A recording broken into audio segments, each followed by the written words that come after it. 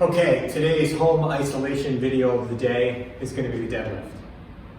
I see so many people online posting videos of their deadlift, and generally they make me want to cringe. So let's take a quick second, especially while we're home practicing, to refine this movement, because it's just such a valuable movement and it can train so much in your body, as well as has the potential to train so much dysfunction when you do it wrong. So when I say wrong, I kind of mean by not controlling your rib cage on top of your pelvis as you go down. And 90% of what I see when I see people do deadlifts is I call it the butt wink. As you get down to the bottom, it's easy to watch your butt tuck under and go back. I cannot tell you, just watch, put up YouTube, put up Facebook, and look at anybody doing deadlifts, and you're going to see at the bottom of everyone's deadlift, you're going to see this wink. Right here, wink down and then comes back up. It'll come down and then wink down and then come back up. To some varying degree. We got to get rid of that, man. That's why these deadlifts cause so much low back pain. This is not even talking about getting into the glutes and using your glutes in the deadlift, which is kind of secondary to getting your torso controlled on top of your pelvis in the deadlift.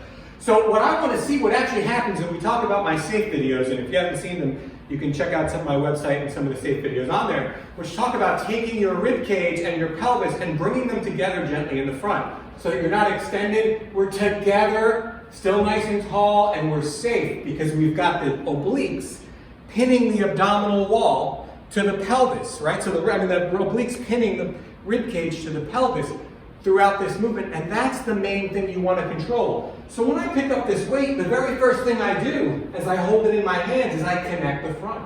So now I got my front connected. You can see my butt's not up. My butt is going to be tucked into a nice neutral position. Not because I'm squeezing it with my butt, but because my abs are pulling it up in front.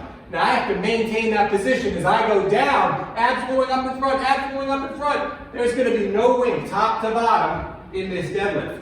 Okay? As you can see, I'm even, not pulling to one side or the other, because my abdominal wall is working on both sides. If one side lets go, you're going to see my load shift to the side that's holding on.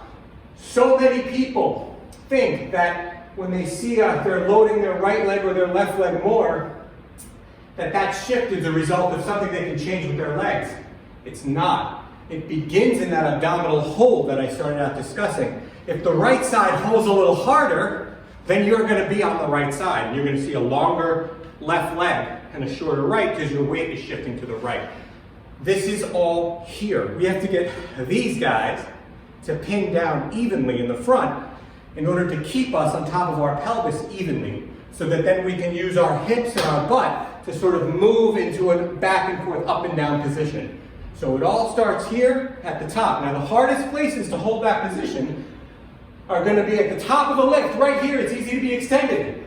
Right here at the top, it's really hard to be together because your hip flexors are stretched, pulling you down into an anterior pelvic position. So right at the top, you're working to hold yourself in neutral, and then at the bottom. So in this lift, as I go down, right here it gets hard on the abdominal wall, and right here at the top, I'm working extra hard. Through the middle, I'm working, but I'm working at the top and the bottom really hard to make sure that there's no pelvic tilting or butt winking at the end of this movement. That's the most important part I want to refer to, because so many of you, when you do this online, are missing that part. You may still be getting back into your glutes correctly, which is great because many of you, and we're not even discussing that, go straight into your knees. But those of you who've been taught to do a deadlift know back into the butt, so the butt's working. What I want to really highlight is this part, the abdominal wall holding on so that you can maintain a good position of your torso over your pelvis and over your glutes throughout that lift. It's critical, and without it, the deadlift has more potential to do harm than good. I wish you luck. If you have any questions, let me know. We'll talk about this a little more maybe tomorrow. Have fun at home isolation.